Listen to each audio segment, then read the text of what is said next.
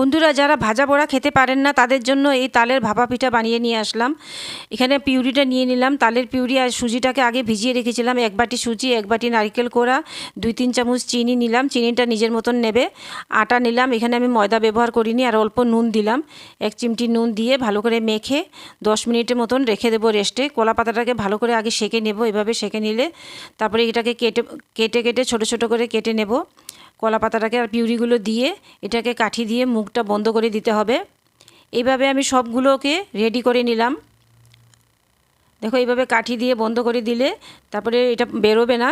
তারপরে দেখো, কড়াইয়ের মধ্যে আমি আগে গরম জল রেডি করে নিলাম, আর একটা স্ট্যানার দিয়ে স্ট্যানারের মধ্যে সবগুলো দিয়ে দিলাম কলা পাতার পিঠাগুলা। তারপর দেখো, এখানে কিছুটা বড়াও বানাচ্ছি আমি। তারপরে 15 মিনিট রেস্টে রাখার পরে দেখো এটা হয়ে গেল।